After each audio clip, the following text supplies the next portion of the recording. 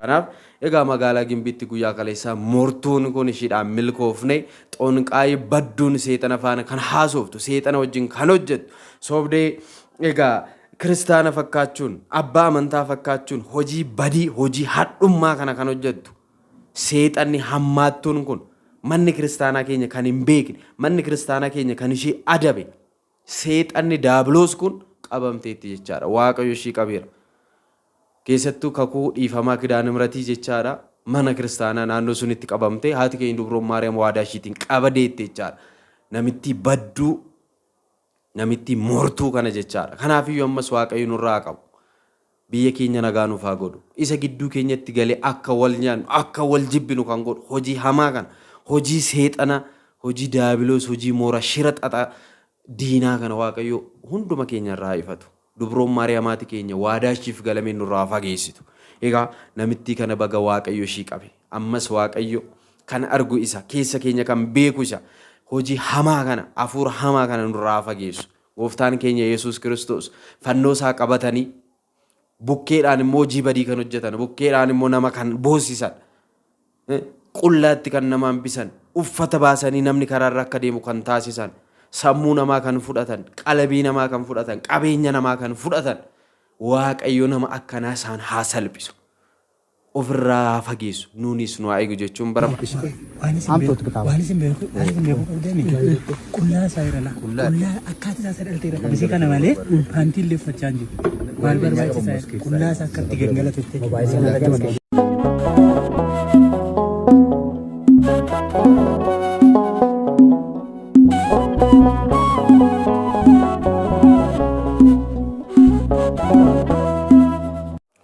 Maqabbaa kan ilmaa kan ofirra qulqulluu waaqayyo tokko nameen kabajamtootaa fi jaalatamtoota maatii Kiristoos ijoolleen haadha keenya qulqulleetti Dubroo Maariyaam hundumti keessan kiristaanonni lafa jirtan maraatti nageenya waaqayyo isiniif haa baay'atu akkam nagaa jirtu ani nagaa kooti galata waaqayyo. Egaa kun Sanbee Tuubiidha. Sanbeen Tuubii sagantaalee hafuuraa garaagaraa akkasumas wantoota mana kiristaanaa keenya ilaallatu garaagaraa faarfannaa barnoota waan garaagaraa kan isinii dabarsu miidiyaa keessan egaa yeroo jalqabaaf namoonni dhuftan subscribe gochuun miseensa keenya akka taatan akkasumas viidiyoon kun nama hedduu bira akka ga'u like share akka gootan isin gaafadha. Egaa guyyaa irraa mata duree isaa irraas akkuma argitan seensa irraas akka argitan egaa guyyaa kaleessaa magaalaa Gimbiitti egaa xonqaayin tokko qabamee jira. Egaa waaqayyotu isa qabe jechaadha. Kanaaf isa irratti ni haasofna. Kanaaf iyyuu hundumti keessan lafa jirtanitti arjummaaf dhiifamni waaqa keenya araarsummaan Dubroo Maariyaam eegumsi ergamootaa kadhannaa qulqullootaa jaalalli duuka butoota hunduma keessan hunduma keenya faana haa ta'uun siniin jedha. Egaa guyyaa kaleessaa egaa viidiyoon isaa sirriitti gadhiifameera. Anis akkuma kanaan dura ni yaaddattu bara darbe keessa magaalaa Mojoo keessattis xonqaayin sun akka qabame maalirraa akka gahe illee yoo beekamu baate xonqaayin tokko akka qabame yeroo sana gara Finfinnee Shaggar City keessatti xonqaayonni hedduun qabamanii ture jechaadha. Maaliif jennaan egaa dallaa nama jala deemuudhaan bakka garagaraatti egaa moora isaanii soomoruuf ka'anii waaqayyo isaan qabeera jechaadha. Inni kunis guyyaa kaleessaa egaa keessattuu Gimbii kakuu dhiifamaa mana kiristaanaa kidaana miratii jechaadha. Naannoo sun jala osoo socho'aa jiruuti jechaadha kan qabame. Kan sin ajaa'ibu egaa viidiyoo isaa sirriitti ni ilaalla. Kan nama ajaa'ibu namichi kuni egaa mana kiristaanaa irraati natti fakkaate chaappaadhaan kan rukutame xalayaan illee si'a sadiisatti akka barraa'edha jechaadha kan nuti viidicha irraa hubanne. Sababni isaas lammata uffata kanallee akka uffanne jedhamee jechaadha. Kana malee daa'ima xinnoo tokko of jala qabatee jira jechaadha xonqaayin kuni. Daa'imallee baatee jira. Daa'imni kun hankoo miti jechaa ture booda kan kooti jedheedhaani akka seeraatti immoo egaa monokseen tokko dhashuus hin danda'u ijoollee godhachuus hin danda'u dhashuu miti fuudhuu hin danda'u handursu fuudhuudha miti fuudhuu hin danda'u jechaadha namni monoksee tokko yoo fuudhee inni kun immoo egaa mucaan koo miti jecha egaa booda immoo kootii jedhee kanaaf monokseen immoo mucaan qabu uffatuma uffatee jiru kana immoo akka hin uffanneef immoo egaa akeekkachiisni si'a sadillee itti barraa'eera jechaadha. Kanaaf egaa maatii Kiristoos waa'ee xonqaayotaa yeroo garagaraatti egaa ni argina. Bu'aan isaanii akkasumas egaa faayidaan isaan argatan maal akka ta'e naannaaf hin galu jechaadha. Nama rakkisanii dhala namaa boochisanii dhala namaa naafessanii dhala namaa qabeenya isaarraa qullaa hambisanii nama walitti naqanii jaalala facaasanii hammeenyaan guutamanii egaa namoota garagaraa balleessaa jiru jechaadha. Egaan dhala namaa boochisanii dhala namaa rakkisanii dhala namaatti taphatanii seexana wajjin walii galanii dhala namaa rakkisanii gammachuun jira dhee yaaduun. Namni jireenya isaa har'aa miti jireenya biyya lafaa kana keessatti jiraatu miti jireenya boruu isaatiif yaaduu qaba. Maatii Kiristoos hundumti keessan waa'ee mootummaa Waaqayyoo waa'ee Waaqayyoo wajjin jiraachuu waa'ee dhufaatii Waaqayyoo yaaduu qabdu jechaadha. Nama rakkisuudhaan nama boojjisuudhaan har'a meeqa jira hojii xonqaayonni mortoonni hojjetanii ol kan dhala namaa irratti hojjechaa ol hedduu isaatu jiraachuu danda'a. Jiras dhala hiyyeessaa kan boosisu haadha hiyyeessaa kan boosisu dafqa namaatiin kan inni mana isaa ijaarratu dafqa namaatiin imimmaan cubbuutiin imimmaan hiyyeessaatiin kan jireenya isaa fooyyeffatu hedduu isaatu jira jechaadha.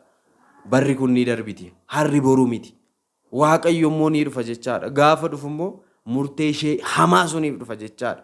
Akka hojii keenyaatti nu laatuuf yoo gaarummaa hojjenne gaarummaadhuma yoo hammeenya hojjenne murtee ishee hamaa sun nuuf laata jechaadha.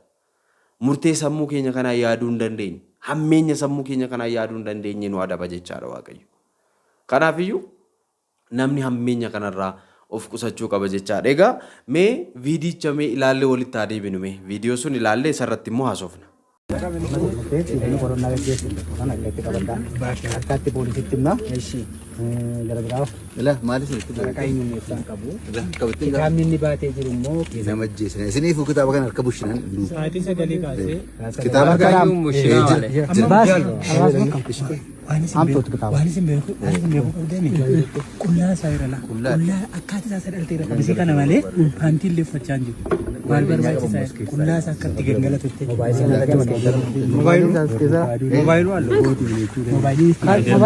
Mobaayiluu guddaa yaadadama. Bukkee bulee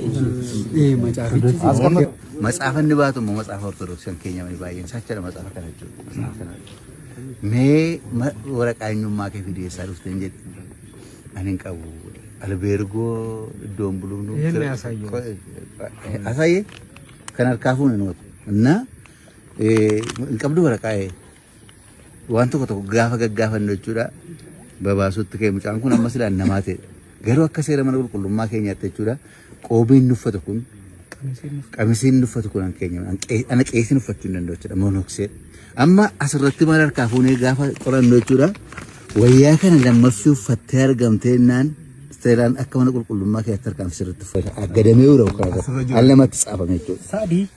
Sadii iddoo sadiitti jechuudha. Kana hin qorattu as keessaa garuu hidhata lama baay'ee qabachaa. Nuun amma gara maalitti gara fannoo kanatti gara maalitti sodaa keenya isa guddaadha. Ajaa'iba ilaala. Namichi kun qullaa isaallee akka ta'e ilaala. Lubni kun akka jedhanitti akkuma argitan ani lubni kun uffata kana uffachuu hin danda'u. Uffachuu hin danda'an jecha.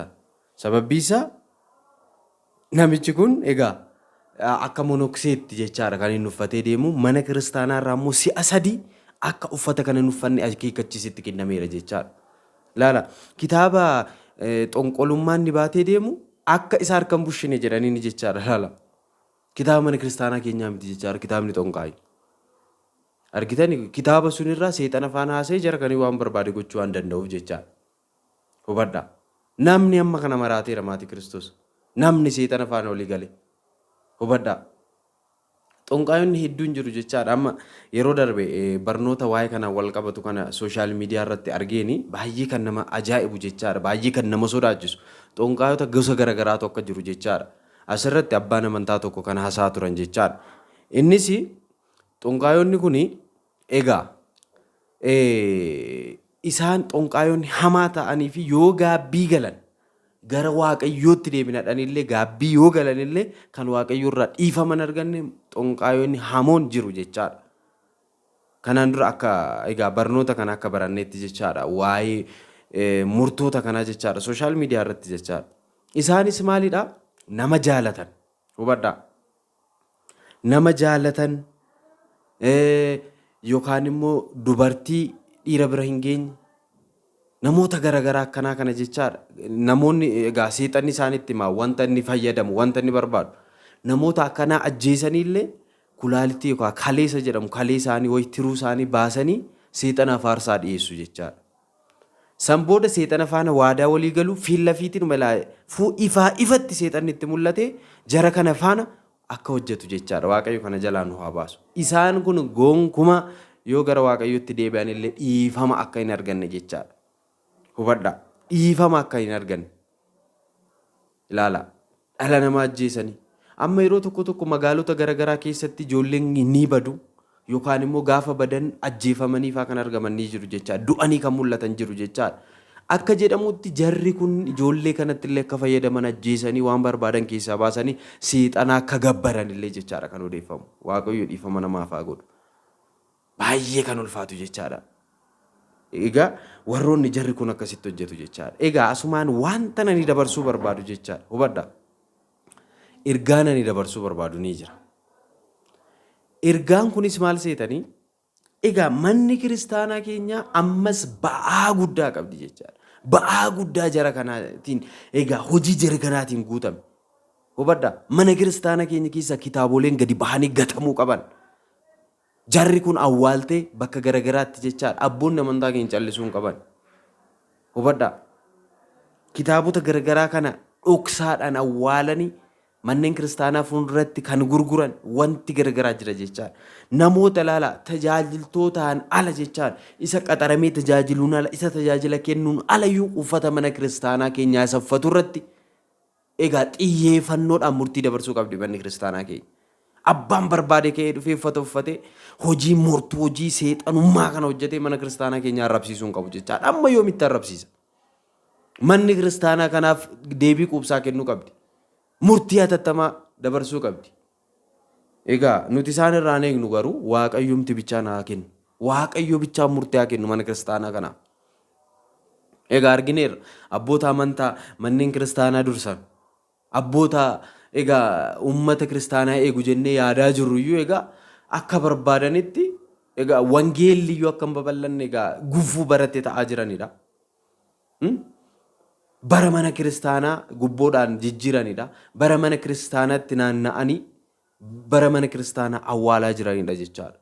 Kanaafiyyuu isaan irraa kana eeguun ni ulfaata jechaadha. Maaliif isaanuma keessa harka wal qabatanii hojii badii kanas wal bukkeetti kan hojjetan hedduu isaanii jira waan ta'eef jechaadha. Kanaafiyyuu baay'ee ulfaata. Egaa waaqayyoomti mana kiristaanaa kana dhiiga isaatiin hundeesse dhiiga isaatiin ishee bu'uuresse waan ta'eef innumti nuuf haa eeguun jedhaani. Kanaaf hojii badii kanarraa immoo waaqayyoon haa eegu. Dhugaan isiniin jedha warra nuti kiristaanota nuti ijoollee waaqayyooti nuti ortodoksii tawaahidoota nuti hojiin badii kun nurratti hojjetu. Nu balleessuuf hubadhaa siruma keenya dhabamsiisuuf yookaan illee kan nu eegu ilma dubroo Maariyaam Kiristoos waan ta'eef gonkumaa nu hin danda'an. Hojiin seexanaa hojiin badii nu biratti hin jiru nu biratti raawwatu jechaadha. Maaliif nuti kiristaanota waan ta'eef jechaadha. Nuti kiristaanota jechuu qofa osoo hin taane immoo jabaannee immoo cimnee hojii hammeenyaa kana kan ittiin ofirraa ittisnu amantaa jabaa akka waaqayyo nuuf kennu kadhachuu qabna jechaadha. Kanaaf egaa magaalaa Gimbiitti guyyaa kaleessaa mortuun kun ishiidhaan milkoofne xonqaayii badduun seexana faana kan haasoftu seexana wajjin kan hojjettu sobdee egaa kiristaana fakkaachuun abbaa amantaa fakkaachuun hojii badii hojii hadhummaa kana kan hojjettu seexanni hammaattuun kun manni kiristaanaa keenya kan hin beekne manni kiristaanaa keenya kan ishee adabe seexanni daabiloos kun qabamteetti jechaadha. Waaqayyo ishii qabeera. Keessattuu kakuu dhiifamaa kidaana miratii jechaadha. Mana kiristaanaa naannoo sunitti qabamte haati keenya dubroon Maariyaam waadaa ishiitiin qabadeette jechaadha. Namitti badduu namitti mortuu kana jechaadha. Kanaafiyyuu ammas waaqayyo nurraa qabu. Biyya keenya nagaa nuuf haa godhu. Isa gidduu keenyatti galee akka wal nyaannu akka wal jibbinu kan godhu hojii hamaa kana hojii seexana hojii daabiloos, hojii moora shira xaxaa diinaa kana Waaqayyo hunduma keenya irraa ifatu. Dubroon Maariyaamaati keenya waadaashiif galameen nurraa fageessitu. Egaa namittii kana baga Waaqayyo ishii qabe. Ammas Waaqayyo kan argu isa, keessa keenya kan beeku isa, hojii hamaa kana, hafuura hamaa kana nurraa fageessu. Gooftaan keenya Yesuus Kiristoos fannoo isaa qabatanii bukkeedhaan immoo hojii badii kan hojjetan, bukkeedhaan immoo nama kan boosisan, qullaatti kan nama hambisan, uffata baasanii namni karaarra akka deemu kan taasisan, sammuu namaa kan fudhatan, qalbii namaa kan fudhatan, qabeenya namaa kan fudhatan, Waaqayyo nama akkanaa isaan haa salphisu. Ofirraa fageessu. Nuunis nu haa eegu jechuun barbaada. Galatooma ulfaadhaa kabajama. Biyya keenya biyya nagaa nuuf haa godhu. Mana kiristaanaa keenya, abboota keenya, tajaajiltoota keenya nuuf haa eegu. Jaalala tokkummaa isaa nuuf haa baay'isu. Galatooma ulfaadhaa kabajama.